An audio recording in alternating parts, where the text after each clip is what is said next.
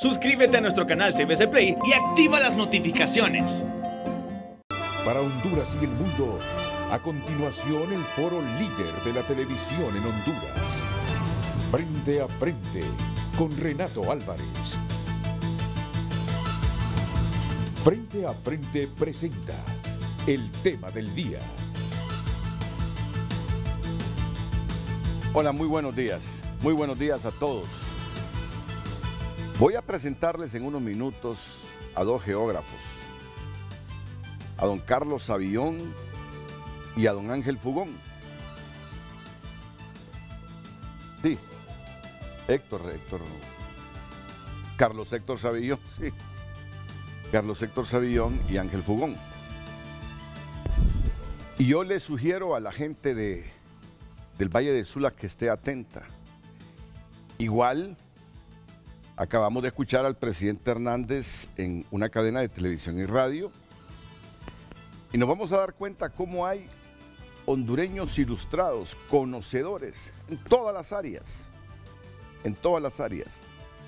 Por eso es bueno que ese gabinete de la reconstrucción busque un mecanismo que me imagino ya lo está construyendo, si no es que ya lo tiene, para ser inclusivo y que escuche las opiniones de la gente que conoce, porque hay varias áreas de la ciencia en que trabajar después de esto que nos ha pasado.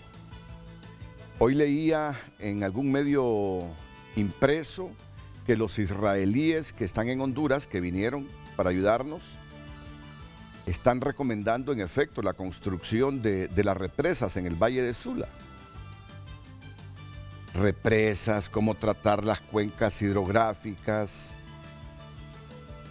porque inclusive, mire, a los huracanes, como nos lo han dicho varios expertos, no hay que satanizarlos. Ellos cumplen su rol en la naturaleza, su misión. Pero lo que hay que hacer es, nosotros, y en esto coinciden todos, es tratar bien nuestras cuencas hidrográficas, comenzar a reforestar, tratar que toda el agua que cae sea retenida y no como sucede ahora con los bosques pelones que tenemos. Toda el agua va hacia los cauces y los ríos asolvados, por eso las tragedias. Yo sugiero que hoy estén atentos al programa, porque uno se enorgullece. Yo no descubro que don Héctor Carlos Savillón sea geógrafo, no solo el maestro director externo de la Elbel School.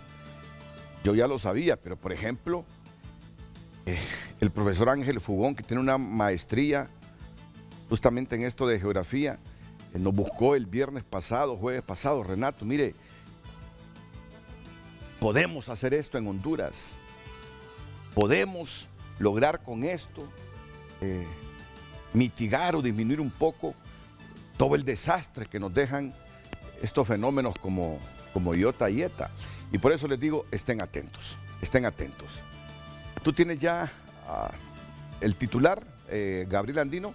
Así del es, programa. Licenciado. Muy bien. Así es, muy buenos días a nuestros televidentes. De inmediato le damos a conocer el tema de este lunes para que participe con nosotros en este interesante Frente a Frente. Las opciones en el Valle de Sula es el tema a discutir esta mañana. Para que participe con nosotros, abóquese en nuestras cuentas en redes sociales, @FrenteAFrenteHN. Es que entre las prioridades que tenemos, ese Valle de Sula es una prioridad. Es una prioridad ese Valle de Sula. Bueno, Héctor Madrid, nuestro corresponsal en Tocoa, Colón, nos ha impactado esta mañana con esa cantidad de sapos que hemos visto, derivado de todo esto que hemos pasado, ¿verdad? Así que si nos puedes hacer un resumen, Héctor Madrid, nuestro corresponsal. Héctor es un gran maestro en el departamento de Colón y también con una vocación para la comunicación estupenda. Así que lo felicito por todo el trabajo que ha hecho para Televicentro, para nuestros espacios noticiosos, desde hace mucho tiempo y especialmente ahora con Iota y Eta. Así que él combina ambas actividades. Así que vamos con usted, don Héctor Madrid. Buenos días. Buenos días, Renato. Auditorio, de frente a frente. La verdad que es lamentable lo que está ocurriendo acá en Tocoa, departamento de Colón.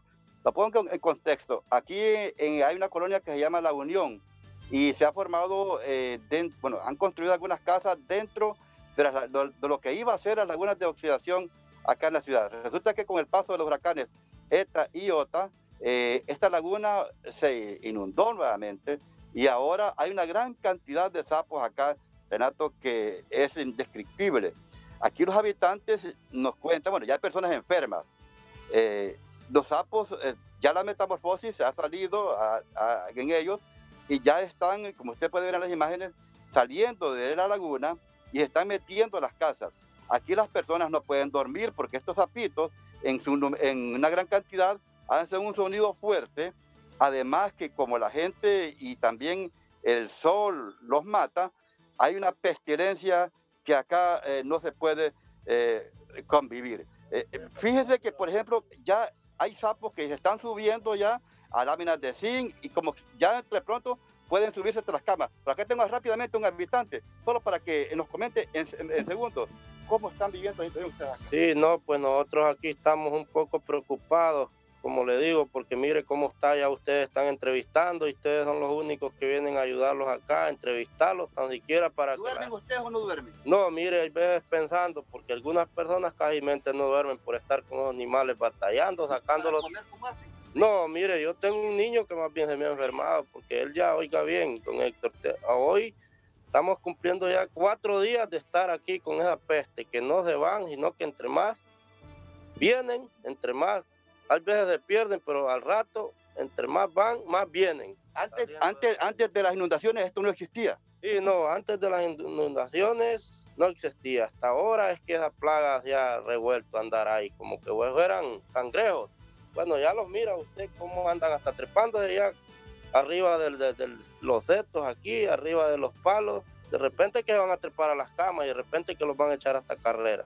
Muchísimas gracias. ¿Su nombre? Sí. Mi nombre es Juan Ramón Juárez Solís. Bueno, Renato, mire estas imágenes y quiero mostrarle una casa de habitación en donde aquí los pobladores, los habitantes de esta casa de habitación han tenido que irse, autoevacuarse.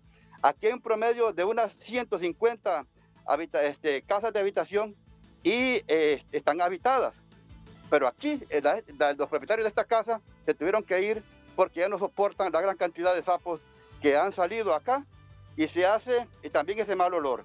Se hace un llamado urgente, Renato, para que las autoridades de salud y quien corresponda, también las autoridades municipales, para que vengan a evacuar a estas personas. Aquí ya no se puede vivir, porque esto, además de que es una zona muy restringida, una zona muy vulnerable, también ahora con esta gran cantidad de sapos que hay, y que hay muchos sapos que se han muerto, y se hace un llamado exterior para las autoridades para que puedan evacuar a estas personas lo antes posible. Lo que tengo acá, este lugar es la laguna de oxidación, que le llama la Colonia Unión, acá en Tocoa, Colón, que el proyecto de la laguna de oxidación para las aguas negras no se realizó, y ahora los habitantes han ocupado estos terrenos para hacer sus pequeñas viviendas. Como usted nuevamente. Héctor, imagínate, y el rol que tienen los sapos en la naturaleza. Sí. El rol que tienen los sapos en la naturaleza es importantísimo. Estos animales son responsables de mantener el control biológico de algunos insectos, como los mosquitos, y contrario a los que muchos piensan, son indicadores de ambientes sanos. No significa que sea un lugar de príncipes azules y princesas rosas, sino un bosque bien conservado y un ecosistema sano, sin olvidar esos melódicos sonidos que ambientan escenarios. Bueno, a mucha gente le fascinan los sonidos de los sapos, y no es sinónimo de suciedad, pero bueno, de la manera como los estamos viendo, profesor Savillón. Esa es una evidencia del mal manejo que hacemos de las cosas. Si iba a ser una laguna de oxidación, ¿por qué no se está utilizando? ¿Por qué no se le dio el uso para el cual fue construido? Fue abandonado, entonces tenemos esa consecuencia, ¿no? Sí. Profesor Ángel Bubón. Sí, ahí ellos tienen que buscar su casa, su hábitat. Y si se le ha destruido su hábitat, entonces ellos lo que hacen es que invaden áreas urbanas. Entonces es ahí donde la construcción de las obras se debe utilizar lo que llamamos nosotros el ordenamiento territorial, que lo vamos a explicar más adelante. Sí. Bueno, Héctor, ¿y qué recomiendan ustedes ahí a la gente? Porque la gente está incómoda ya con ese montón de animalitos. Sí, justamente, y esto es una plaga, porque ya en esas cantidades que se ha dado es que ya son plagas, pero Sí. también tenemos plagas de otras que van a surgir con estas aguas estancadas. Por ejemplo, el caso de los zancudos, Sí. que se va a multiplicar mucho más, de mosquitos que se van a multiplicar. Ahora, pero los sapos ayudan a Ayudan, sí. reducir a los mosquitos. De repente estos animalitos sería de trasladarlos a otras áreas a que se dispersen en el ambiente por ese papel ecológico que desempeñan, ¿verdad? Sí. Ellos controlan biológicamente los insectos, ¿no? Es muy buena idea, en vez de matar a los pobres animalitos. Exactamente. Sí. Porque el problema es, Renato, es que la naturaleza es una creación casi perfecta. Y ahí podemos decir un equilibrio entre la naturaleza animal y la urbana. Y el problema es que con el crecimiento demográfico estamos nosotros invadiendo la casa o el hábitat de los animales. Entonces ellos tienen que buscar su espacio donde habitar. Entonces lo que dice el licenciado Carlos Héctor Revión es perfecto. Ahí, por ejemplo, no se deben de matar, sino que se debe cuidar y trasladarlo en el lugar donde deben estar, que es esa laguna de oxidación, Sí. o la creación de lagunas o pequeñas escorrentías, podemos decir, donde hay corrientes de agua, para que ellos puedan transitar y habitar en esos espacios. En esas condiciones pueden vivir por mucho tiempo los sapos. No, porque obviamente hay una sobrepoblación. Sí. Ahí les hace falta alimentos, por eso están saliendo, ¿va? Buscando alimento y todo. Y la otra cosa es una especie de sapo que aparentemente necesitan sombra, y allí al estar expuestos al sol, pues obviamente mueren por deshidratación posiblemente, ¿verdad? Pero hay una sobrepoblación, ese es el gran problema. Y se formó esta sobrepoblación porque es una laguna abandonada, allí se reprodujeron, y usted sabe que un sapo o una rana tira miles Sí. de huevecillos, entonces a eso se debe esa reproducción anormal en cierta forma, ¿va? Sí, yo le confieso que no me extraña por lo que usted me está explicando y don Ángel Bugón, pero es primera vez que miro esta cantidad de sapos en un solo sitio, ¿no? Bueno, ahorita, por ejemplo, una plaga que hemos tenido de langostas, que aquí a Honduras aparentemente no llegó del todo, pero en Nicaragua y en El Salvador era terrible, una plaga, y en África, una plaga Sí. de langostas increíble que ha habido últimamente, ¿verdad? Entonces son evidencias, ¿verdad? de que eventualmente, bueno, el gorgojo del pino, Ah, por ejemplo, sí. el gorgojo del pino que tuvimos, ¿verdad? Y que esto es normal, y cuando el hombre interviene en los ecosistemas y cuando no lo hace de la manera correcta, pues estas son las consecuencias que se producen. Bueno, pues esperamos que las autoridades de Colón, de Tocoa específicamente, no maten a los pobres animalitos, sino que miren la forma como los trasladan a otros sitios para que cumplan su rol en el ecosistema. Hay tanta información del por qué debemos conservar justamente las ranas y sapos. La disminución en las poblaciones de anfibios, es decir, como salamandras, cecilias, tritones, ranas y sapos a nivel mundial, puede llegar a tener un impacto significativo y detrimental tanto en ecosistemas naturales como en las comunidades humanas. Los anfibios son componentes integrales de muchos ecosistemas, frecuentemente construyendo la mayor fracción de biomasa de vertebrados. Su principal función tiene particular importancia en selvas tropicales, pero también en fincas y sistemas agropecuarios ubicados en el trópico, donde tienen un papel tanto de depredador como de especie presa, de tal forma que su función es clave y determinante para la dinámica trófica. Es así como la presencia de ranas en nuestras fincas garantizan un control de plagas nocivas para animales y humanos. Otra función importante de los anfibios es su papel potencial como indicadores de salud y resiliencia ambiental. teniendo en cuenta que los anfibios habitan tanto hábitats terrestres como acuáticos y en consecuencia están expuestos a agentes altamente contaminantes y nocivos para la salud humana, animal y ambiental, la presencia de sapos en nuestras fincas puede interpretarse como indicadores de una baja contaminación ambiental. No se nos olvide además que los anfibios en su conjunto ofrecen la posibilidad de síntesis de bioproductos que pueden llegar a contribuir al bienestar humano. Queda claro entonces la importancia de la conservación de anfibios en nuestras fincas. Pero bueno, ¿y cómo podemos contribuir a conservar las ranas y sapos en nuestras fincas? Recordemos entonces la famosa premisa conservacionista: piensa global y actúa local. Para conservar los anfibios primero debemos prohibir su caza. No hay razón que justifique matar una rana o un sapo. Recordemos que muy pocos de ellos son venenosos y que si ingresan a los baños de nuestras fincas es para regular temperatura o en búsqueda de alimento. Adicionalmente debemos evitar a toda costa la contaminación de fuentes de agua en nuestras fincas, y esto es no solo para la conservación de los anfibios, sino para la conservación de todas las especies y beneficios de nosotros mismos. Pero me imagino que hoy va a haber un crimen bárbaro ahí matando a los sapitos. Sí. Aquí somos así, ¿verdad?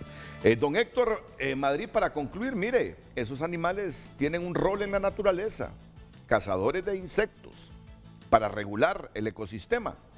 Pero bueno, entendemos que la gente está preocupada ahí por tanto animalito de esto, ¿verdad? Claro. Porque es plaga. Porque es plaga, sí. Ya. Porque es plaga. Adelante, profesor Madrid. Sí, es correcto, Renato. La verdad que como pasan sobre la carretera y aquí la gente anda vehículos, entonces no queda más de otras que los matan. Y lo que los pobladores opinan acá, finalmente, Renato, es que esta laguna, como no tiene salida, se inundó con las lluvias y con las aguas del río Aguán, entonces ha recalentado porque estuvo haciendo mucho sol acá. Entonces el agua se ha vuelto caliente y los animales no pueden estar en ese perímetro, que son más de unos 500 metros cuadrados, y eso ha permitido que, como el agua es caliente, según dicen ellos, entonces los renacuajos han salido, los sapitos han salido, y aquí está muy cerca la palmera. Pero también aquí hay un dato adicional.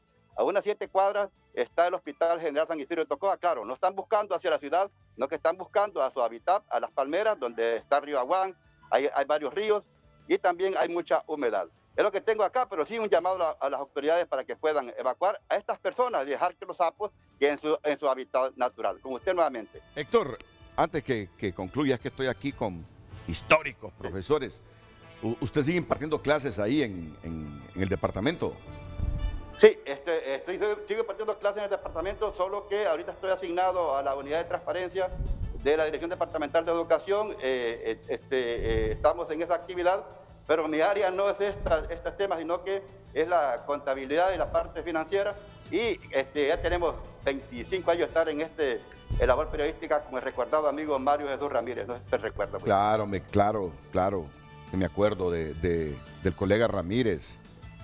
Claro. Me acuerdo de Ramírez, de tantos recuerdos que tengo yo ahí de corresponsales nuestros en Colón. Otro insigne corresponsal ahí, ¿lo recuerda?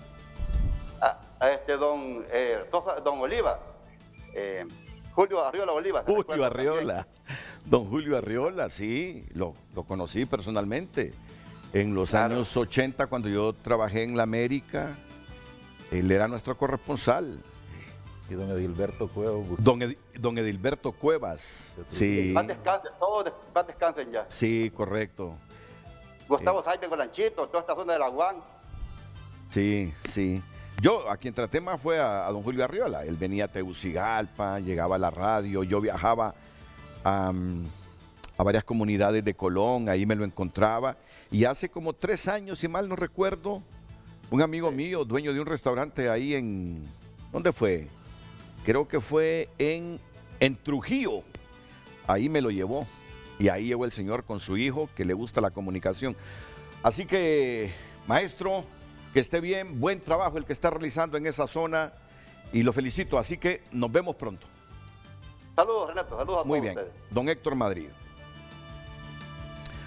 Hoy tenemos de invitados aquí en Frente a Frente a don Héctor Sabión. Aquí lo tienen a mi lado derecho. Bienvenido. Un placer. Bienvenido, maestro. Es un placer tenerlo aquí en el programa. Él tiene una maestría en geografía y ordenamiento territorial y gestión de riesgos, al igual que don Ángel Fugón.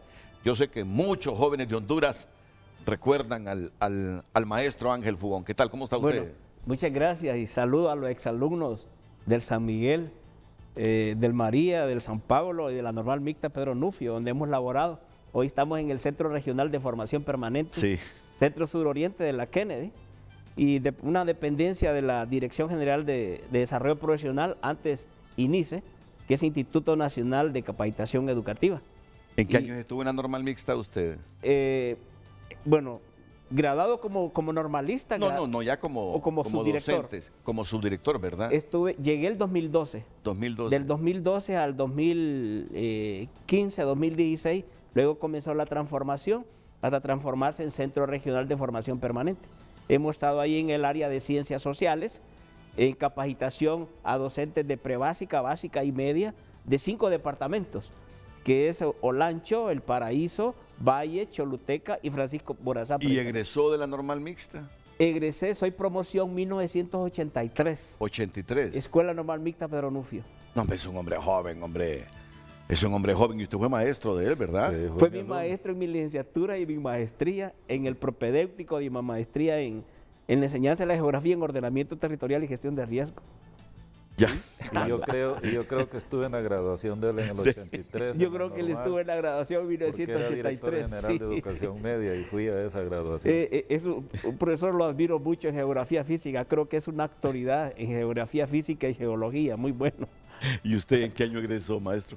Pues yo me gradué en el Instituto de la Independencia en el 69 y luego del 70 al 72 estuve en la superior, allí me gradué, y el 74 al 76 fui a estudiar a Estados Unidos. Luego regresé y desde el 76 hasta el 2017 que me jubilé. Yo tengo una sobrinita que estudia en la Elbel. Solo le decía, ya voy a llamar al profesor Sabión. Tenía miedo. No, tío, no, tío. Qué cara de ogro me miraba, ¿verdad? Qué barbaridad. No, yo ya lo conocía a usted, somos amigos desde hace mucho tiempo. Ya. Pero ella tiene unos que 5 o 6 años de estar en la Elbel. Ya está En este momento está en cuarto. grado. ¿no? En cuarto grado. ¿Y cómo te va? Y empezaba yo a preguntarle, ¿va? ¿Y qué tal? ¿Cómo se lleva con su compañero? Bueno, porque si no voy a llamar al profesor Sabión. No, tío, no, tío, no, tío.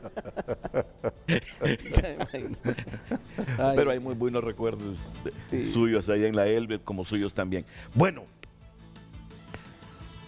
estamos aquí para hablar de otro tema. Yo los invito a que estén pendientes porque ellos vienen con información y profundas reflexiones a propósito de lo que estaba diciendo el presidente Hernández, que va a ser inclusivo, que va a llamar a todos los sectores para que cada quien aporte. Pues aquí tienen a 2 hondureños que pueden aportar muchísimo para tratar de reconstruir un país diferente, ¿verdad? Por lo menos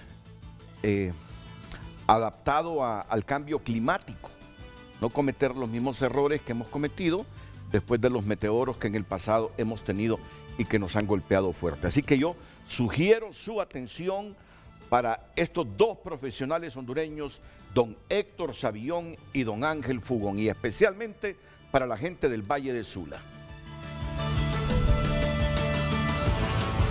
Bueno, comencemos ya con don Héctor Sabión y don Ángel Fugón.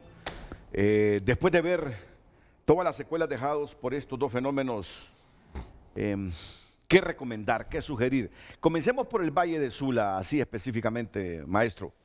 Pues bueno, mire, estas recomendaciones para el Valle de Sula también aplican al resto del país. Mire, en primer lugar, lo que ha faltado aquí es el incumplimiento de la Ley de Ordenamiento Territorial. Sí, es una claro. primera conclusión. ¿Por qué? Porque la Ley de Ordenamiento Territorial precisamente lo que busca es que los municipios tengan un desarrollo ordenado, que cada municipio debe preocuparse, cada alcaldía municipal debe preocuparse porque el territorio del municipio se use de conformidad con su potencial. Lo que es agrícola para agricultura, lo que es para industria, lo que es para residencia.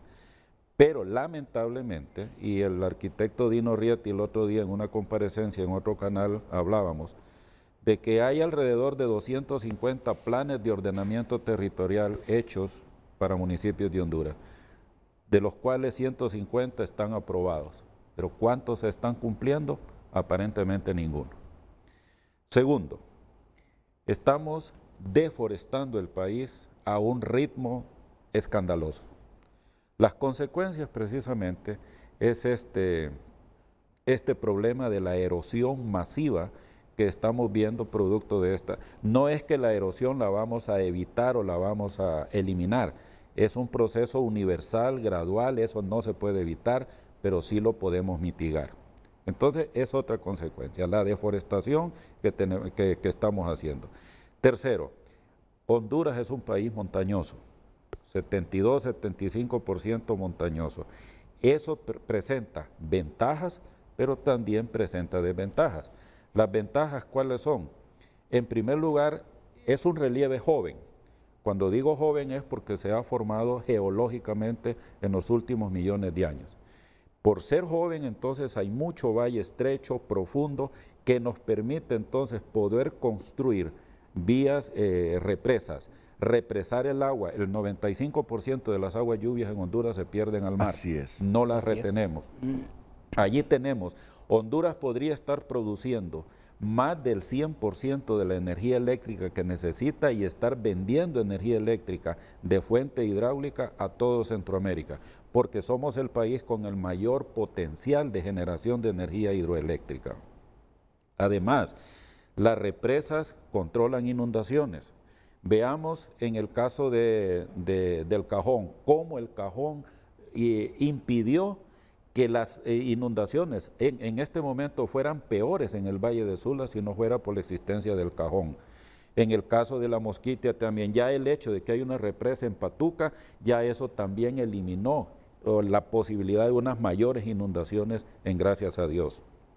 Aquí mismo en Tegucigalpa, como la Concepción y los Laureles, que son represas pequeñas, pero también impidieron que se inundara, por ejemplo, la Concordia, la Isla y todo eso. Así que las represas controlan inundaciones, producen energía eléctrica, sirven para irrigación, sirven para agua potable de las comunidades. Veamos con la represa José Cecilio del Valle en el río Nacaome, cómo todas las comunidades aguas abajo se están beneficiando. Sirven para fines recreativos, sirven para producción de peces, por ejemplo. Y el otro elemento, como no hemos respetado el medio ambiente donde vivimos, porque nosotros queremos adaptar o cambiar el medio ambiente donde vivimos, contradiciendo una ley geográfica. Nosotros somos parte del medio y debemos adaptarnos al medio. Si un área es inundable, pues no nos vayamos a meter a una zona inundable, porque las consecuencias que vamos a tener son mayores después. En el caso del Valle de Sula específicamente, ¿qué estamos viendo ahí? Que el Valle de Sula es uno de los valles más fértiles de Honduras. Y mire, Renato, un detalle, ¿cuánta es la capa de sedimento que están removiendo ahorita las calles de La Lima, de Cholómetros? Son metros. Precisamente ese lodillo es puro abono. Puro abono. Si esta zona fuera orgánico. Zona agrícola, esa capa de abono orgánico que les ha llegado gratuitamente, vamos a decir, esas tierras quedan súper fertilizadas. Si no estuvieran urbanizadas y al secarse las aguas se utilizaran en la agricultura, la producción sería fabulosa. Pero no, estamos urbanizando las tierras agrícolas del país.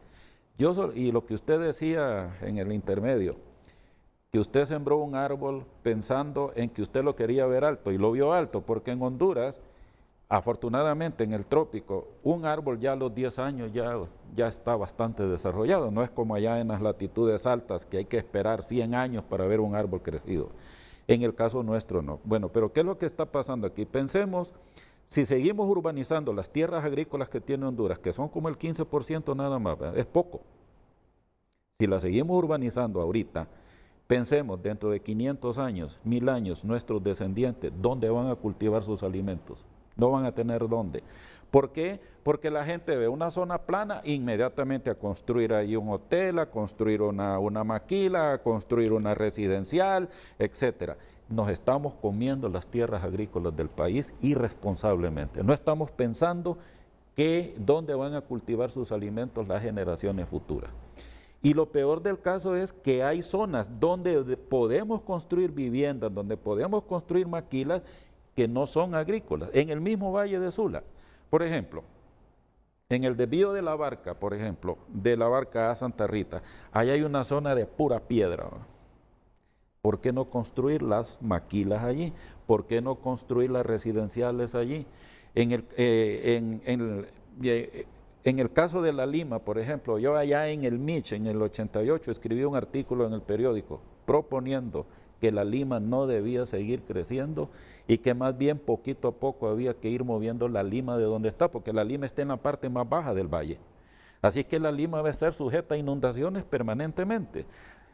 Esta ciudad modelo Morazán que están proponiendo para Choloma, ¿dónde es? En la zona inundable de Choloma. Y yo no concibo cómo estas maquilas se fueron a hacer inversiones millonarias en dólares, en plantas industriales enormes, en una zona inundable. Yo eso no lo entiendo. Pero claro, las municipalidades en este caso son las responsables. Hay una ley de ordenamiento territorial. ¿Por qué no la respetan esa ley de ordenamiento? Entonces, ese punto es fundamental. No reconstruyamos donde hay daños. No reconstruyamos ahí, reconstruyamos en otros sitios. Por eso yo he propuesto que Honduras debe diseñar a corto, mediano y largo plazo un proyecto de reasentamientos humanos. Reasentar a la gente en lugares donde no haya riesgo, donde no haya peligros y no volver a construir en el mismo sitio porque los contribuyentes, usted y yo y todo el pueblo hondureño, va a tener que estar financiando esas obras de reconstrucción y me parece que no es justo. Y los mismos afectados, maestros, trabajan para nada, para perder lo que han hecho en 15, 20 años y ahora más seguido todavía. Y por último, y las zonas de riesgo en Honduras, no solamente las zonas inundables, la zona baja del Valle de Sula, del Aguán, etcétera, sino que también la gente se ha ido precisamente porque las autoridades no cumplen con lo que manda la ley. Digamos, este desastre que ha sucedido en Santa Bárbara, esto de La Reina, viendo, yo no conozco el lugar, pero con solo ver las fotos, yo veo que hace a saber cuántos años hubo un enorme derrumbe en esa zona, porque se ve el corte geológico en el borde de la montaña, allá arriba se ve, y luego La Reina estaba aquí abajo. Ya había habido un deslizamiento masivo allí, la gente se fue a vivir allí y ahora tienen otro deslizamiento. Y eso en todo el país está ocurriendo. Y erróneamente están diciendo que una falla geológica en el caso de protección es que no es que ha habido una nueva falla geológica o que se ha reactivado una falla geológica. Cuando una falla geológica se reactiva, hay un sismo. Si hay un terremoto, quiere decir que se ha reactivado. En este caso lo que están habiendo son deslizamientos de tierra. Pero estos deslizamientos, ¿por qué se producen? Primero, porque es zona inestable. Y los planos de fallas geológicas son por definición inestables. Si no, veamos la falda del Picacho. Usted ve allí el Reparto, ve la Leona, ve toda esa zona ahí, la Canán, toda esa zona Santa Rosa es una zona inestable. ¿Por qué? Porque en los planos de falla eso queda allí suelto, revuelto, piedra, tierra, etc. Si esa zona inestable en pendiente tiene cubierta vegetal, usted le elimina la cubierta vegetal, ¿qué pasará? Se recarga de agua y eso empieza, por gravedad, empieza a fluir falda abajo. Entonces, pues, ¿qué es lo que está sucediendo ahí? Consecuencia de irse a vivir a un lugar donde no debería estarlo, de estar deforestando zonas que necesitan esa cubierta vegetal para que no hayan estos deslizamientos de tierra. Eso cada municipalidad de Honduras, las 298, están obligadas a hacer planes de ordenamiento territorial para evitar estas cosas que estamos viendo ahora. Eso es mitigar el desastre, no es evitarlo, no es impedirlo, pero por lo menos mitigarlo, que esa es la palabra, mitigar. En la medida que me afecte lo menos posible. Si yo me voy a vivir una zona, debo saber qué riesgos tengo yo aquí, ¿verdad?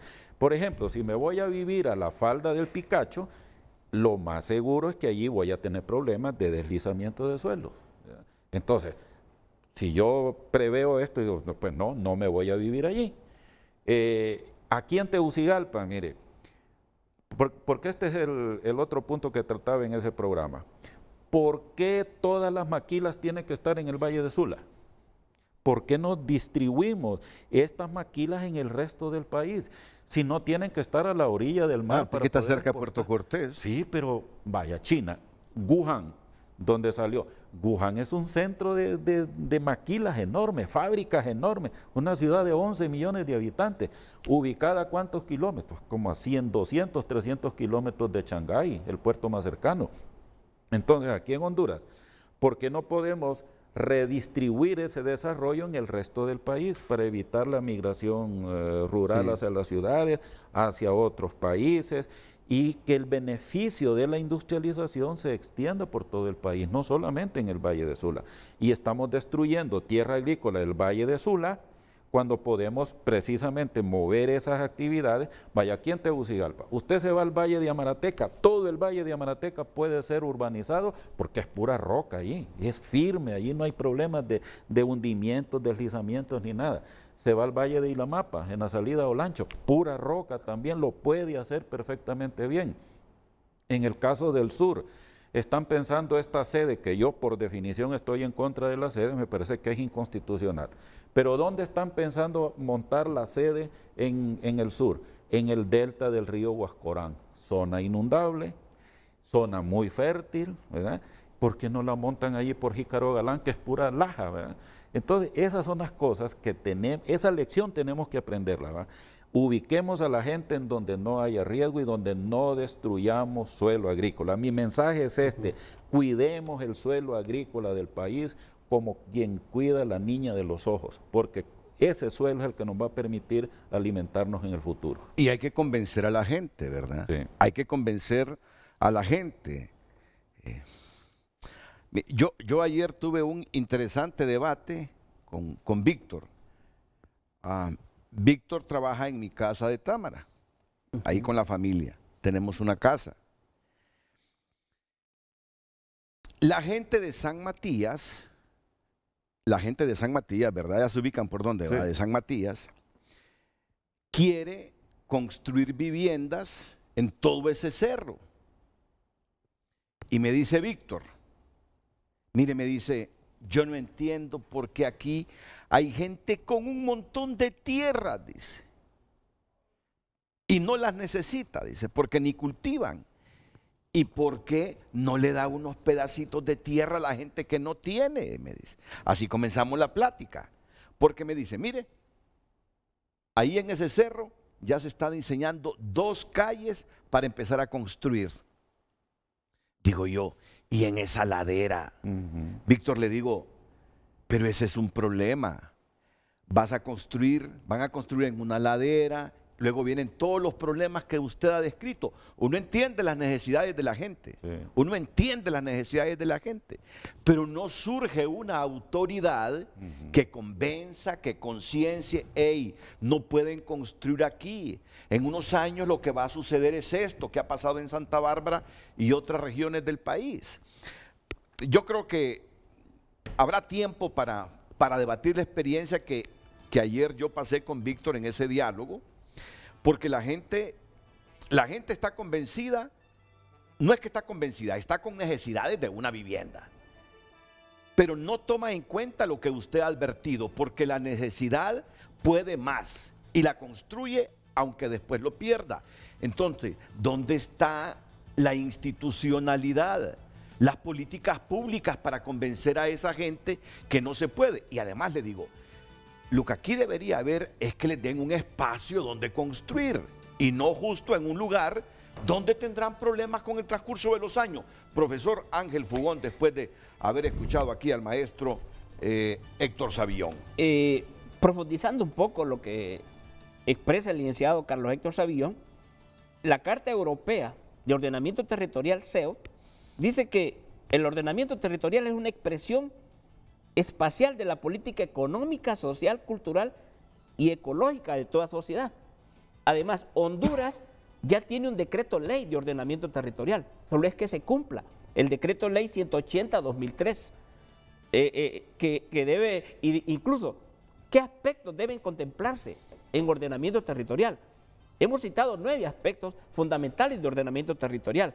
Por ejemplo, aspectos poblacionales que hablaba el licenciado Carlos Héctor, evolución, estructuras, demografías, cultura, asentamientos humanos. Hay que ver dónde vamos a asentar la población. No podemos estarlos asentando en terrenos inundables y agrícolas. La vivienda, los límites administrativos, sociales como salud, educación, dónde construir los hospitales y centros de salud también, de seguridad alimentaria, organizaciones sociales. O sea, en seguridad alimentaria es la utilización de los terrenos agrícolas para producción agrícola, que en Honduras son muy escasos. Lo que plantea el licenciado Carlos Héctor Savillón, Honduras es de vocación forestal en un 80%, solo un 20% de las áreas territoriales que tenemos es agrícola. Entonces, eso hay que cuidarlo. Luego, biofísicos. Por ejemplo, ahorita tenemos este fenómeno en Tocoa, geología, geomorfología, suelo, clima, fauna, vegetación. Ellos andan buscando su hábitat, hay que construirle su hábitat o se destruyó su hábitat. Económico, hay que ver dónde ponemos, por ejemplo, las maquilas redistribuidas en toda Honduras, donde no haya, podemos decir, fenómenos que puedan afectarlos. Sistemas de producción, se puede colocar en un lugar los sectores primarios, sectores secundarios, sectores terciarios. El desarrollo industrial financiero, también dónde construir la parte financiera. Entonces, todo esto es ordenamiento territorial. Equipamiento social, dónde vamos a construir la represa, agua potable, saneamiento, comunicaciones, transporte, infraestructura. Y aquí lo que decía el licenciado en el caso de Wuhan, que por qué solo Choloma o la costa norte hay maquilas. En el caso de Wuhan, entonces, ¿qué es lo que se necesita en Honduras? Un sistema carretero que sea rápido y que sea de calidad, porque eso es lo que tienen los países desarrollados.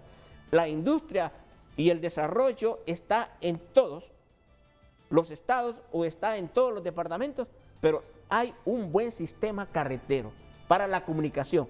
No precisamente toda la industria y la maquila tiene que estar cerca de Puerto Cortés, no precisamente. Y ahí está un montón de maquila inundada todavía.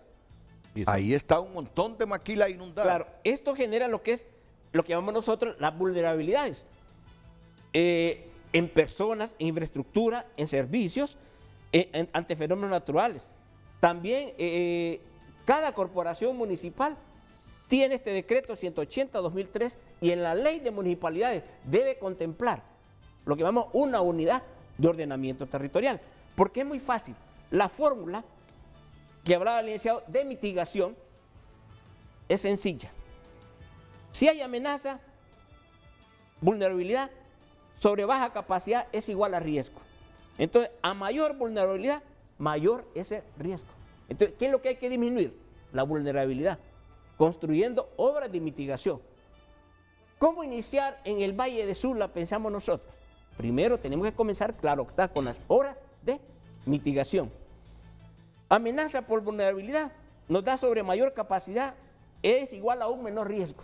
Si nosotros disminuimos la amenaza, hay menos vulnerabilidad. Claro. Por lo tanto, la convivencia es más sana y evitamos en lo menor posible esa vulnerabilidad. Que esa vulnerabilidad puede ser un terremoto, una inundación, un deslizamiento de piedras, puede ser un sismo, puede ser un flujo de lodos, sequía, puede ser sequías, enfermedades. pestes. La gestión de riesgos abarca muchas cosas más. Por ejemplo, ahorita tenemos el COVID. Ahora, para eso, Honduras ha creado lo que llamamos nosotros el Sistema Nacional de riesgos, que es el SINAGER, es el que debe intentar de crear políticas para reducir el riesgo. Porque el fin supremo del Estado es el ser humano, la conservación del ser humano. Y este es el momento por enésima vez,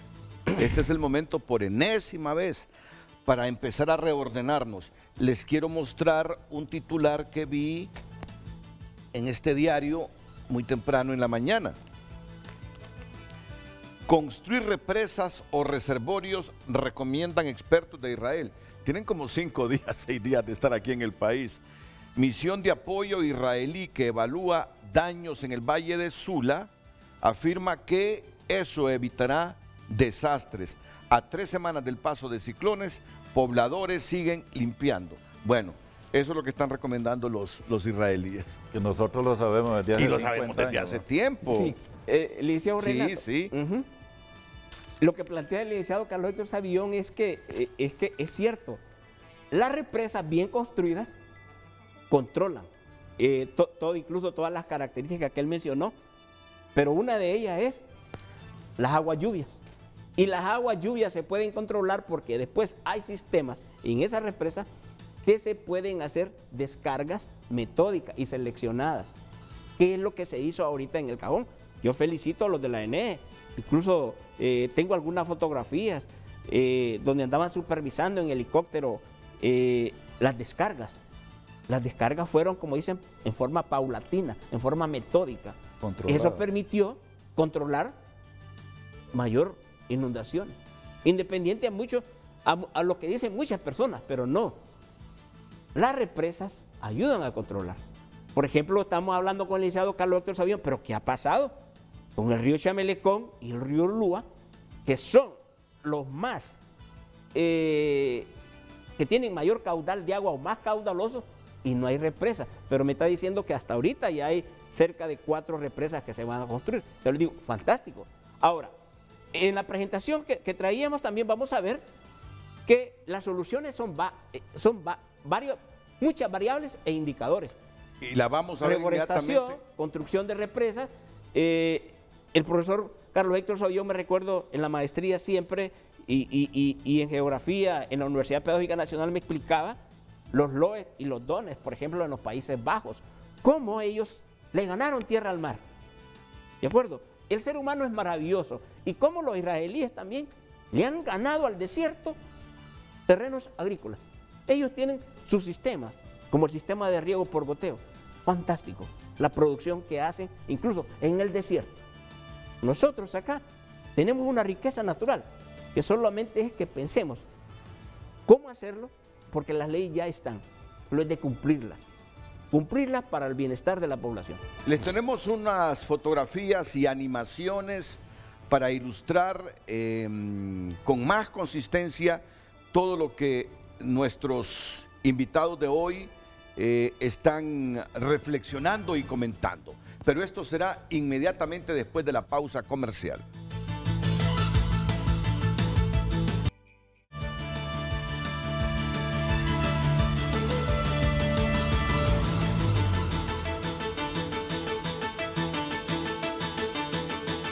Recordamos el tema de este lunes, las opciones en el Valle de Sula. De inmediato nos trasladamos a nuestras redes sociales para dar lectura a sus mensajes. Eduardo Ulloa, en alusión al comentario del licenciado Renato, los huracanes tienen un fin dentro del medio ambiente de los huracanes, que realmente debemos de combatir y cuidarnos, es de ese huracán que forman los gobiernos que llegan al poder. Eso sí destruyen, saquean y dilapidando el erario público. Eduardo Facusé, lo que necesita el Valle de Sula, la zona norte, es que le otorguen autonomía económica para que pueda determinar su futuro e invertir en educación y salud, y no seguir dependiendo de los políticos de la zona central que siguen frenando el desarrollo del motor de Honduras. Eduardo, yo te respeto ese criterio, pero hay muchos países confrontados por eso. Regiones que quieren autonomía económica, ya luego quieren la independencia. Bueno, pero es respetable el criterio, es respetable el criterio. Lo que está planteando Eduardo Facusé, hijo, es que sea coherente toda la riqueza que le produce al país esa zona con lo que recibe del país. con lo que recibe del gobierno central, que sea coherente.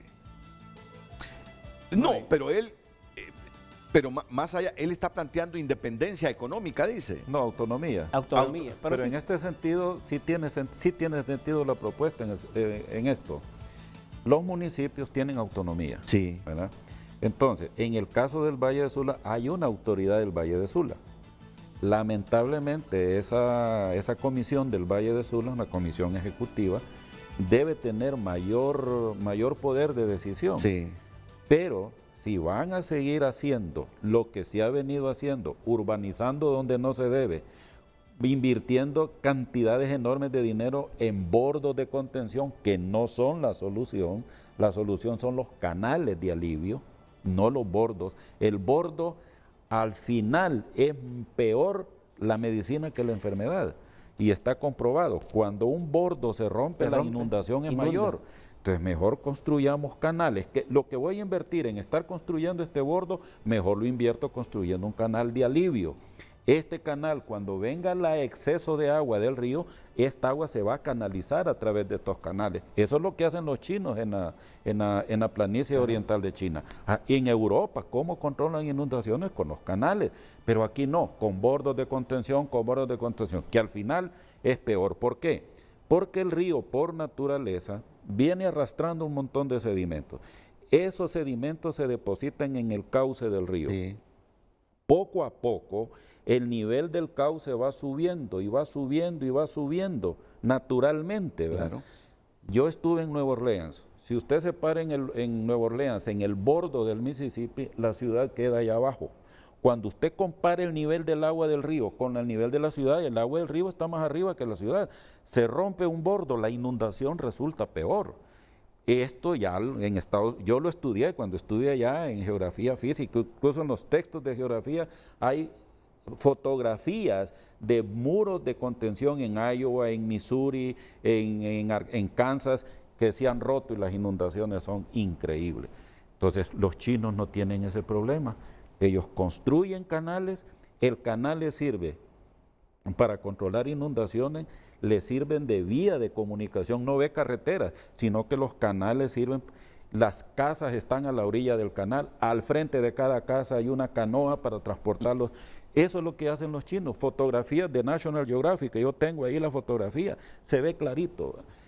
Eso sí evita estos desastres que tenemos, pero los bordos, y ahí han gastado millones de lempiras construyendo esos bordos, y no son la solución. Y ahora están pensando en construir bordos antes de que estén las represas. No, pero están pensando. Sí, pero no es la solución. Están pensando, sí. No es la solución. No es la solución al problema. Si hacen eso, es a seguir haciendo lo mismo de lo mismo con los mejores o peores resultados de lo que estamos viendo ahorita. Sería un gran error seguir construyendo bordos. Continúa con la lectura Gabriel Andino. Nos comenta también Ricardo Leiva, manden sapos a diferentes lugares a La Lima para controlar mosquitos y zancudos. Traigan a Tegus porque aquí se perdieron, dice. Josué Aníbal León, estoy de acuerdo con los panelistas en que una de las alternativas es el ordenamiento territorial. Han habido buenas iniciativas en periodos de gobierno anteriores. Por ejemplo, en un momento se creó la dirección de OT adjunta a la Secretaría de Gobernación y también de Justicia. Y Henry Smith consulta cuál es la función del comisionado presidente contra inundaciones en el Valle de Sula. Esa palabra de comisionado en la administración de Hernández no son algo bueno, todo termina en corrupción. Agradecemos sus participaciones en nuestras cuentas verificadas @Frente a Frente HN. Las opciones en el Valle de Sula, el tema de hoy en Frente a Frente. Seguimos con don Ángel Fugón y toda una exposición que nos ha traído, luego una animación que yo espero la contemple la gente en el Valle de Sula y todo el país, desde luego, porque tratar de mitigar al Valle de Sula implica beneficios para todos los hondureños. ¿Quién desconoce el potencial económico que se genera ahí, en el Valle de Sula? Por lo tanto, si el Valle de Sula se empobrece, nos empobrecemos todos. Claro. Por eso es que hay que centrarnos en el Valle de Sula como una de las prioridades, sin demeritar también que tenemos que tener los ojos abiertos para todo el problema que tenemos en el resto del país. Vamos, profesor Ángel Fugón, claro. y las gráficas a continuación.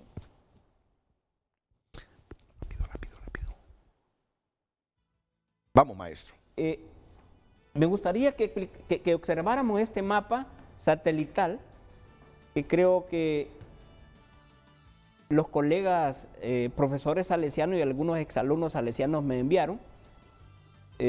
Podemos verlo, no sé si lo podemos abrir porque se puede hacer un despliegue. En toda la pantalla, él lo quiere ver en toda la pantalla. Exacto.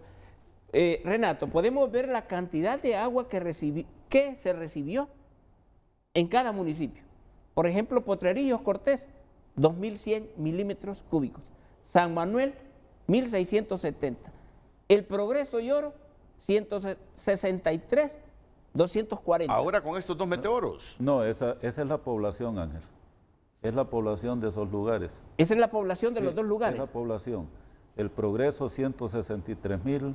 Sí. La Lima, 75.000. San Manuel, 1.070. Eso se refiere a población. A población, pero lo que quiero yo es que miremos la inundación. Démosle más al mapa. El área inundable. El área inundada. Entonces, ya vamos a ver el área inundada. Inundable. Sí. Entonces... eso es área inundable. Inundable. Todo eso es área inundable. Eso es área inundable. Y esta es la población que tiene cada uno de ellos. Entonces, como ve, el Valle de Sula, este es un punto que es bueno que la gente lo sepa. Todas las planicies que están a la orilla de los ríos, por definición, son áreas inundables. Por definición, ya científicamente es, incluso en inglés, así se le llama floodplain, área inundable. Eso quiere decir que el río, cuando alcanza su máximo caudal, puede cubrir todo eso porque es parte de su cauce, no es otra cosa. Sí. Entonces, si yo ignoro eso, me expongo justamente, por eso vemos allí las áreas del Progreso, de la Lima. Mira, San Manuel, la Lima está en el punto más bajo. Pero eso, 2100, ¿qué significa en Potrerillos? Esa es la población. 2100. Sí, Pero yo creo que ahí hay un error, porque Potrerillos tiene mucho más población. Tiene mucha más gente, como claro, San Manuel inclusive. Lo que pasa ahí es que yo creo que están considerando la población de la zona urbana. Sí, y de la población del área urbana. Es mucho mayor, ¿verdad? Pero entonces aquí en el Valle de Sula hay zonas que están fuera del área inundable, que es donde la población debería ubicarse.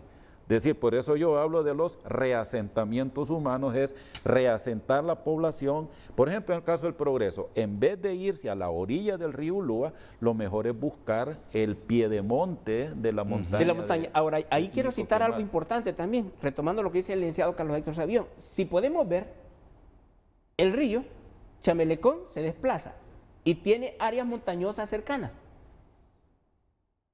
La primera instancia que tenemos que hacer es la reforestación de esa área montañosa cercana.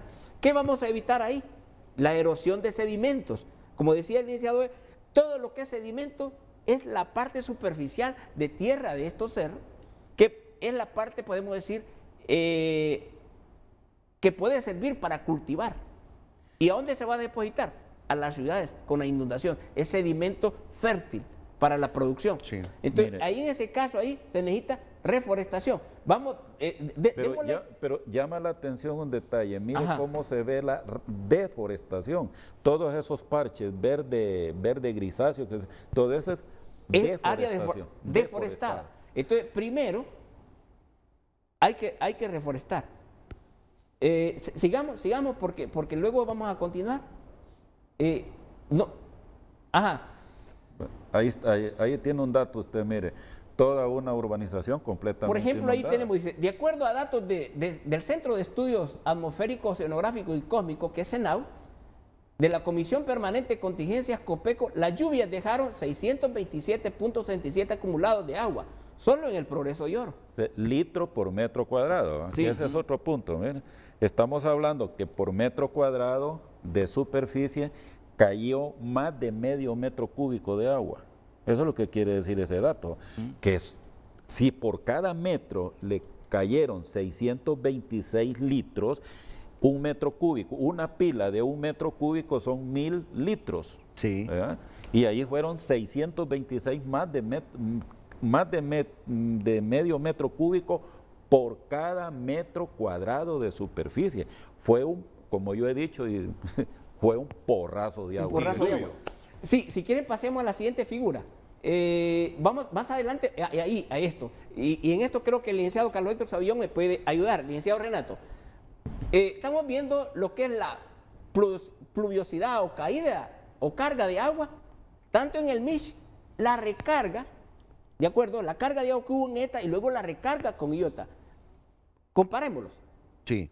Fue mayor la recarga de agua o carga de agua con la tormenta tropical ETA y la tormenta tropical Iota. Si vemos los datos ahí en el Mish, fueron 15.46 metros del río Ulúa. En el Chamelecón fueron 6.21. ETA, 6.24 el río Chamelecón y 15.82 el río Ulúa. Entonces vemos en la parte Iota. Entre las dos tormentas tropicales podemos decir que se duplicó la cantidad de agua, lluvias. Por lo tanto, nosotros lo que pensamos es que aquí no hay ningún canal Maya ni ningún muro de contención que pueda detener tanta cantidad de agua. Y esto es lo que provocó las inundaciones en el Valle de Sula. Podemos ver acá la imagen, Mish, ETA y Iota. Que es, creo que también la fuente es la prensa, diario La Prensa de San Pedro Sula. Sí, Comentario. Sí, justamente en el caso del Valle de Sula, el río que inundó mayor área es el Chamelecón. Y curiosamente no hay ninguna represa en el río Chamelecón, ¿verdad? En cambio, en el Ulúa, la parte que inundó más fue la zona que viene de Santa Bárbara, el río Jicatuyo, porque la zona de Potrerillos, Villanueva, por ejemplo, está bajo la influencia, Potrerillos, Pimienta, está bajo la influencia del Ulúa. Pero el área del río Comayagua, como le llaman en Santa Rita, que es el río Umuya en Comayagua, allí la inundación fue menor. ¿Por qué? Porque está el cajón. Entonces aquí está bien clarito, las represas cumplen una función para el control de inundación. Claro, claro. Pasemos a las siguientes gráficas aquí siguiente. que comenta don Ángel Fugón y Carlos Avión. Por ejemplo, las inundaciones en el Valle de Sula, según la Facultad de Ciencias de la Tierra de la Universidad Nacional Autónoma de Honduras, Se debieron a tres factores. El primer factor fue precipitación en forma de lluvia en los ríos Chamelecón y Ulúa. Claro está, se salieron de su cauce. Así es. Siguiente. Luego la número 2, la deforestación. La deforestación. Esto provocó corrientes y escorrentías de aguas superficiales de las zonas montañosas, que es la parte alta, hacia las zonas bajas. Entonces, la solución viable ahí es reforestación. Por ejemplo, tenemos ahí el río, creo que este es el río Patuca, la biosfera del río Plátano, o el río Plátano. Podemos ver que ahí no hubo inundaciones, porque hay suficiente vegetación. La vegetación sirve de dos formas. El árbol toma el agua, ¿de acuerdo? Se oxigena, pero al mismo tiempo la raíz se llena de agua y es la que sirve y protege que esta agua no vaya, podemos decir, a los ríos o a lugares poblados, o que se traslade de las zonas altas a las zonas bajas. Sí. Pero pero ahí el punto es que la vegetación desempeña varios papeles. Primero, la cubierta vegetal ayuda a que el agua fluya con menor velocidad, restringe la velocidad del agua. Segundo, hace que el agua se filtre en el suelo, también eso ayuda. Y al reducir el flujo superficial, o sea, la escorrentía, entonces se hace menos evidente la erosión del suelo. O sea que la vegetación juega un papel fundamental en estos eventos. Por eso insistimos en la reforestación. Parar la deforestación e iniciar rápidamente un programa de reforestación en todo el país.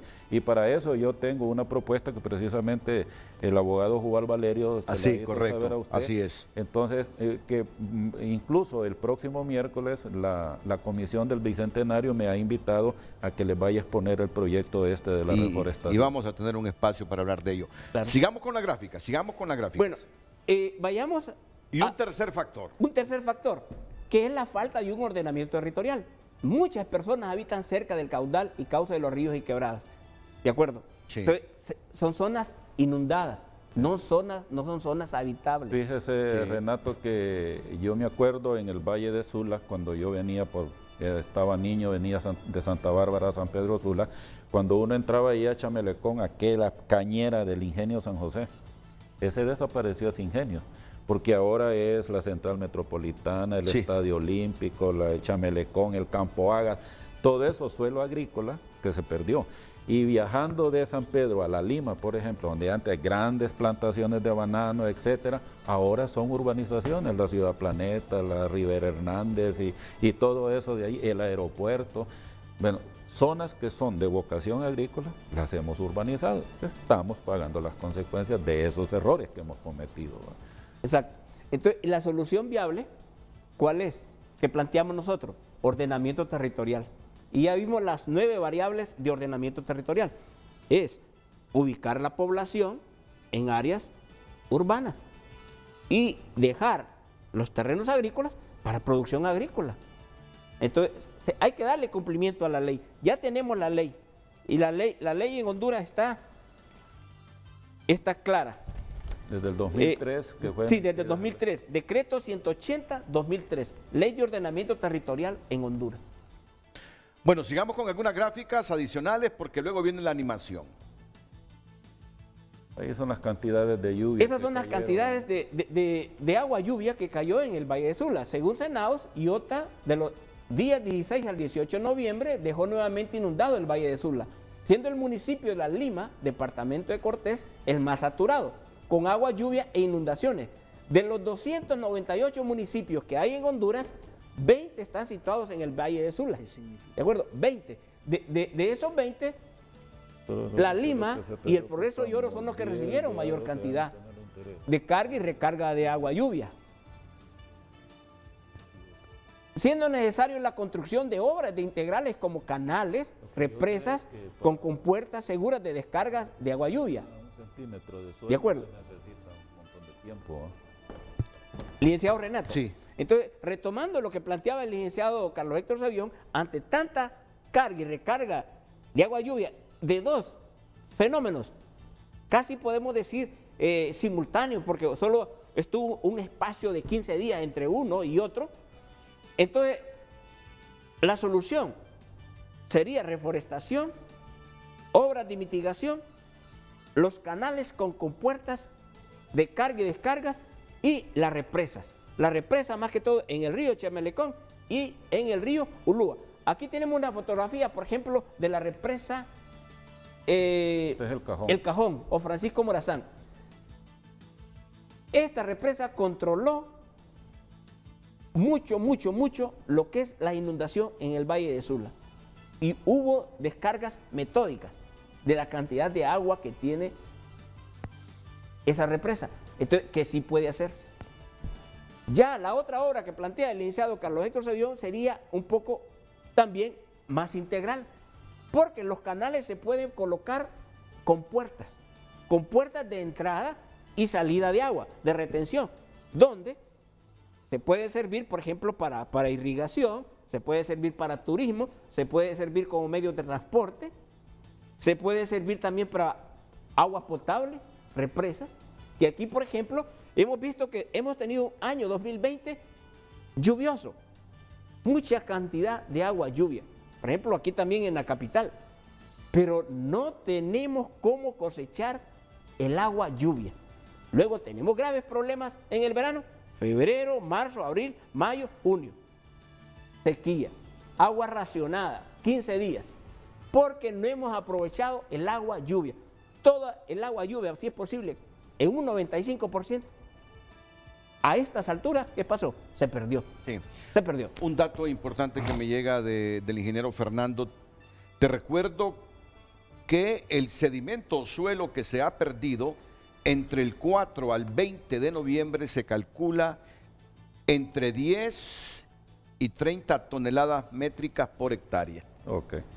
Estamos hablando de un buen volumen de suelo, ¿verdad? Renato, cuando Mitch, los japoneses calcularon que aquí en la parte de Comayagüela hasta la Concordia se depositaron 15 millones de metros cúbicos de sedimento.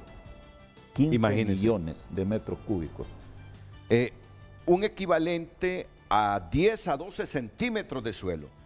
Te recuerdo que el sedimento suelo que se ha perdido entre el 4 al 20 de noviembre se calcula entre 10 a 30 toneladas métricas por hectárea, es decir, de 10 a 12 centímetros de suelo, un equivalente a 10 a 12 centímetros de suelo. Para recuperar 1 centímetro de suelo en promedio se tarda 1 año. Para recuperar 1 centímetro Yo le calcularía más. de suelo. Yo Un poco más, porque poco más de 1 año. Yo en edafología vi que para 1 pulgada de suelo de 50 a 100 años. 1 pulgada de suelo. Solo para recuperar el suelo que se perdió ocupamos de 10 a 12 años, poniéndole interés. Lo que usted decía, ¿va? Reforestando. Sí, solo para recuperar el suelo que se perdió ocupamos de 10 a 12 años, poniéndole interés. Pero ese suelo, Renato, se perdió en la montaña. Sí. Pero quedó depositado en el valle. Correcto. Y allí lo estamos botando porque nos está afectando las calles, las casas, las Así industrias es. y todo. Claro, si me permite, licenciado, hay otra cosa, licenciado Renato y licenciado Carlos Héctor, es el asolvamiento. Sí. O que los ríos están llenos de sedimentos. Ese sedimento debe sacarse de los ríos y debe servir de abono Claro, a las áreas agrícolas. claro. Lo mismo pasa aquí en la capital de la República, con la represa Los Laureles y la represa La Concepción. Está asolvada, Sí. está llena de sedimentos. Pero ¿sabe un y necesita detalle? limpiarla, hay que Sí. limpiar los sedimentos. Sí. ¿Sabe un detalle, Renal? Estaba leyendo en el New York Times un artículo el otro día, que en el mundo ya hay escasez de agua dulce. Sí. ¿verdad? Pero también se está escaseando la arena para la construcción de edificios. Fíjese que los edificios de Abu Dhabi, por ejemplo, trajeron arena de Australia, están sacando arena del fondo del mar, porque la arena del desierto no sirve para eso. ¿va? Aquí en Honduras tenemos exceso de arena, los bancos de arena que han quedado ahorita con esto. Ayer estaba viendo un reportaje de Santa Bárbara, aquel banco de arena en el río Jicatuyo, enorme. ¿va?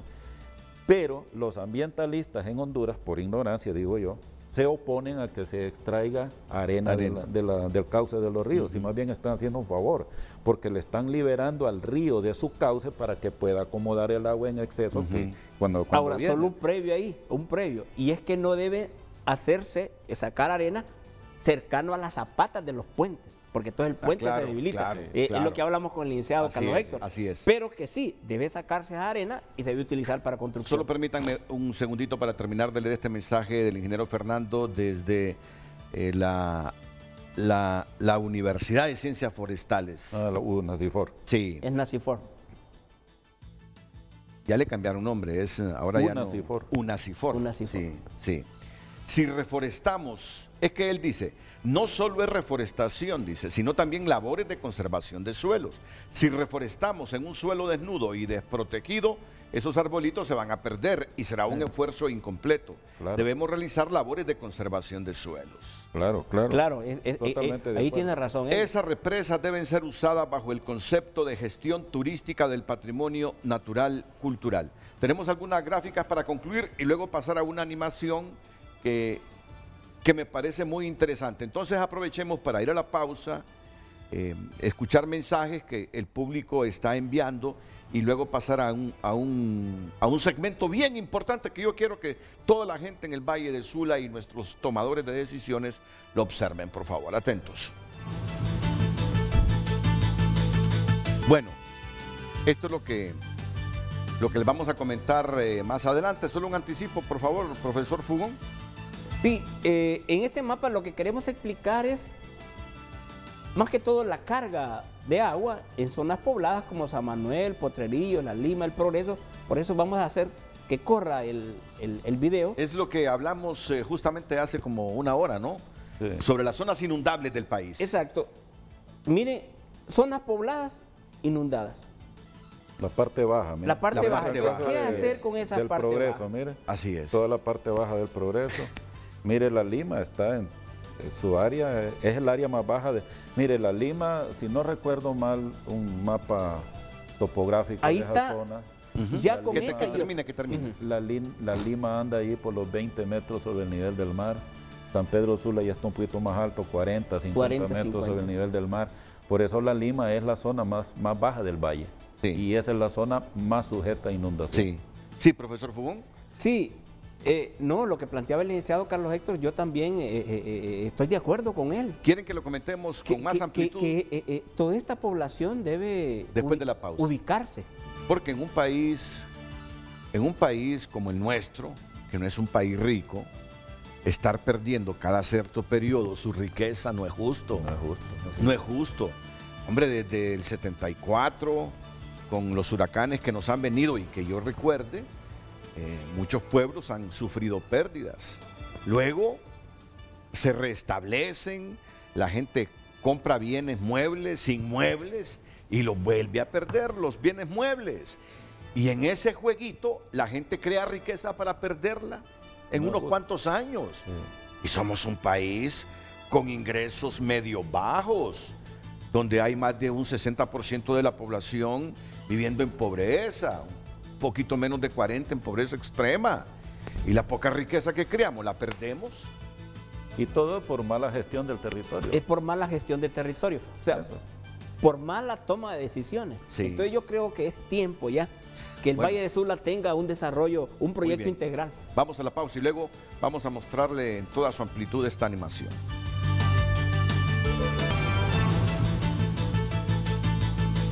Bueno, tenemos un poquito de duda sobre el profesional que hizo esta animación, pero puede comunicarse para decirnos de quién es la autoría oficial, ¿verdad? Sí, yo recibí esto hace días, hace como unas 3 semanas, en un chat, y me dicen que es de un arquitecto que hizo esta animación. Muy bien. No sé el nombre de él. Muy bien, pero lo que se demuestra aquí es toda la zona inundable en el Valle de Sula. En este momento vamos ya a ver el video para que nos lo comenten tanto el profesor Savillón como Fugón, por favor. Sí, esto podemos ver que, como dice el licenciado Carlos Héctor Savillón, a mí me lo envió también los colegas profesores del Salesiano San Miguel, más que todo de la escuela anexa, y podemos ver que es una simulación de cómo cualquier huracán que tenga más de 10.000 milímetros cúbicos de agua de precipitación o de caída, puede inundar toda esta zona. Entonces ya es necesario que se tomen las medidas para solucionar este problema. Narremos el video. Vimos la parte baja del Progreso inundada, ¿verdad? La Lima totalmente inundada. La Lima totalmente inundada. Por ejemplo, la Lima lo que se plantea es que se debe reubicar la Lima porque está en una zona inundable y en una zona agrícola. Parte baja es igual, la inundada. La parte baja también de Chamelecón. San Pedro Sula, la parte inundada, que son 237.500 habitantes, también hay que buscarle una ubicación. Susceptibles de inundación. Que son zonas susceptibles de inundaciones. Pero sabe una cosa, Renato, y es que en esta simulación podemos ver que hay áreas dentro de estos lugares que están lo suficientemente elevadas. Por ejemplo, en el caso de San Manuel. San Manuel, la parte baja de San Manuel es inundable, pero la parte alta no. Y alrededor de San Manuel hay terrenos elevados, o en el caso de yendo de la Lima para San Pedro Sula, hay unas lomas ahí, Loma del Carmen, por ejemplo, que es una zona en donde perfectamente se podría ubicar la población para sacarla de las partes bajas, ¿verdad? La Lima sí, es el área más baja. Hay que reasentarla en otro lugar. Lo mismo los bajos de Choloma, igual, ¿verdad? En el caso de Choloma, creo que viene más adelante. Sí, ahí está San Manuel. San Manuel, mire, la parte baja es inundable, pero la parte alta no. Y todo esto es una loma que perfectamente bien podría reubicar la población. Y no está poblada la parte alta. Miren, en el caso del Progreso, toda la zona que está próxima al río Ulúa es inundable. En el caso de Choloma, más adelante aparece Choloma, que lamentablemente en el caso de Choloma se está poblando la zona baja. Incluso la gente dice los bajos de Choloma, que es la orilla del río Chamelecón prácticamente, ¿va? Y allí incluso hasta maquilas han construido, ¿va? Entonces, Nuevo Chamelecón, esto no es inundable, ¿va? Pero la parte baja próxima al río Chamelecón sí es inundable. Ahora, aquí en el caso del río Chamelecón, en la carretera occidente, el problema es que allí la pendiente es muy elevada. Estaba viendo un video de cómo se derrumbó entre Cofradía y San Pedro Sula, pero claro, Ahí está Choloma, mire. Ahí está Choloma. Mire la parte baja de Choloma. Sí. ¿Ya? Es inundable, ¿verdad? Entonces, allí se está proponiendo la tal sede Morazán, ¿verdad? En la parte baja precisamente, ¿verdad? Entonces, en conclusión, pues, si nosotros seguimos urbanizando áreas inundables, vamos a seguir con este problema. La lección que debemos aprender de todo esto es, y para mí el mensaje fundamental es, yo estoy pensando en las generaciones futuras. Sí. Mis descendientes y los descendientes de todos nosotros, de dónde van a comer, dónde van a cultivar sus alimentos si estamos urbanizando las tierras agrícolas del país. Y el otro día fui a Olancho, terrenos de grandes maizales, frijolares, potreros entre Juticalpa y Catacama, ya las están urbanizando, ya se ven las lotificaciones allí, en el Valle de Comayagua, donde hay canales de riego del Coyolar, allí en la Villa de San Antonio, urbanizándolos, donde antes eran, donde se cultivaba mucho arroz, hoy ya los están urbanizando, ¿eh? O la orilla del río Umuya, una colonia que hay ahí a la orilla del río Umuya, que todos los años se inunda. ¿Por qué fueron a construir esa colonia allí, ¿verdad? Habiendo tierras más altas, que no son agrícolas, perfectamente para construir urbanizaciones, industrias y todo eso.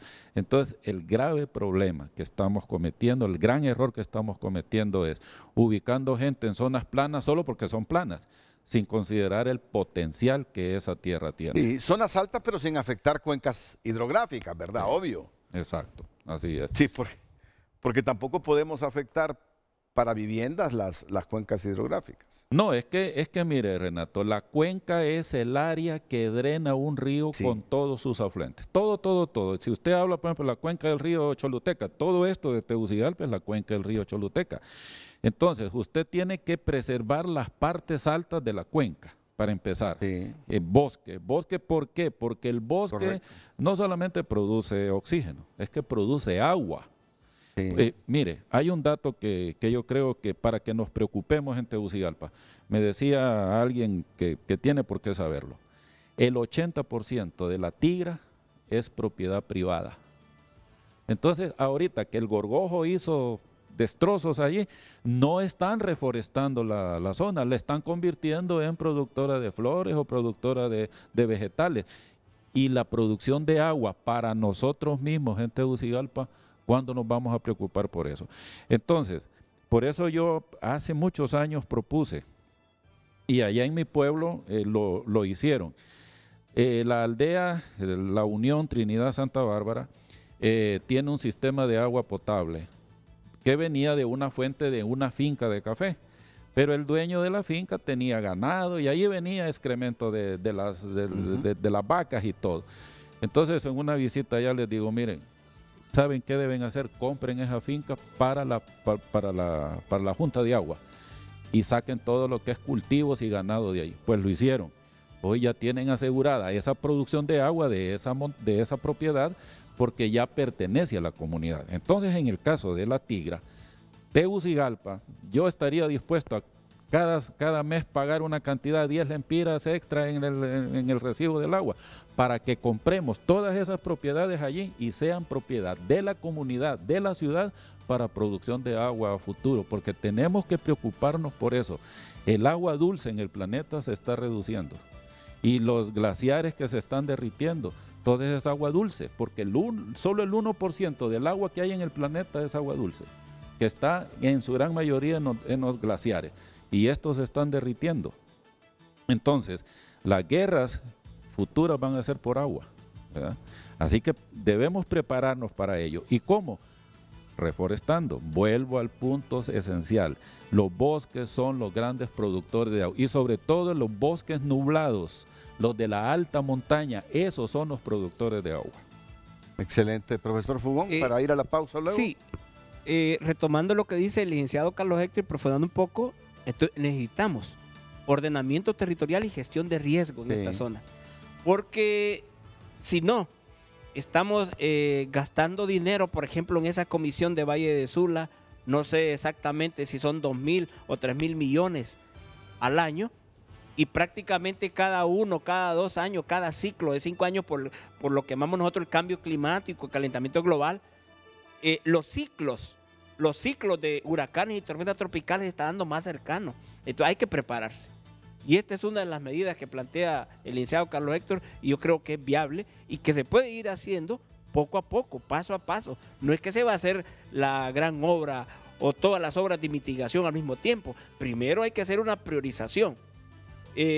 Ordenamiento territorial abarca los estudios de suelo y abarca todo un ordenamiento político, económico, social y económico, y de suelo también, donde ubicar cada área productiva en Honduras. No, muchas gracias, muchas gracias. Valioso los comentarios de ustedes. Hoy más que nunca debemos darle espacios a los forestales de Honduras. Los forestales se han sentido relegados toda la vida. Los intereses que aquí se juegan en el país son tantos que muchos de ellos se frustran.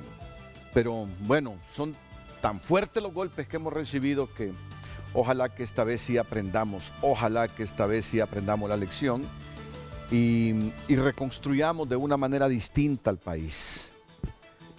Por eso es bueno escuchar estas voces, por eso es bueno que en todos estos grupos que se están conformando o que se han conformado, incluyan estas voces que dan luz de la forma como debe ser el país hacia el futuro. La última pausa a continuación.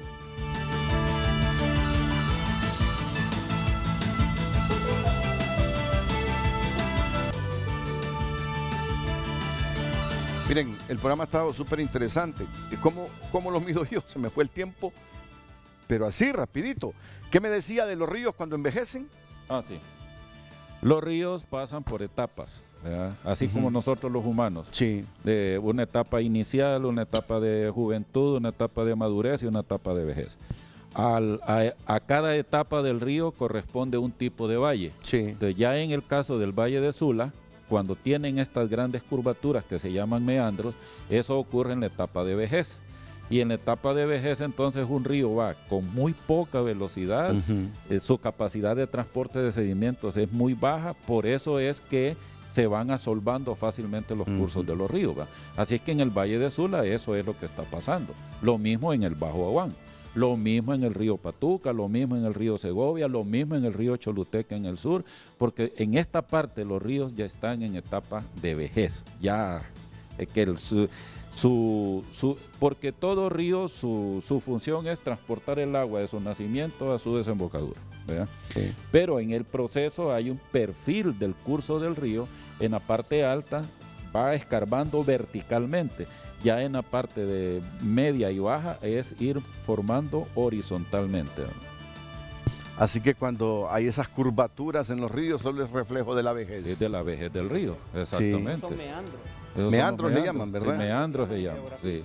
Meandros. Meandros, sí. Estoy viendo que vengan. Aquí usted vienen, lo ve. Mire, sí. Mire, todos estos son meandros. Y esto eventualmente lo rompe el río. Aquí va a romper el río. Eventualmente va a romper y va a quedar esta lago de herradura, se le llama cuando pasa. Entonces va a romper aquí, va a romper aquí, va a romper aquí. Aquí ya prácticamente rompió, mire. Aquí va a quedar como un lago de herradura, lo mismo va a pasar aquí. Esto es normal, esto en todo el mundo se ve este proceso. En el caso del río Segovia, cuando es límite con países, allí se complica la cosa. Imagínense que aquí, por ejemplo, el curso medio del río fuera el límite entre un país aquí y otro aquí. Si el río rompe aquí, ¿qué pasó con este territorio que antes pertenecía y ahora quedó en este aquí? Y eso produce conflictos terribles, claro, ¿no? Hasta guerras a veces. Por eso no debe tomarse los ríos como una señal de división territorial del límite de un país. Sí. No vamos a la última pausa.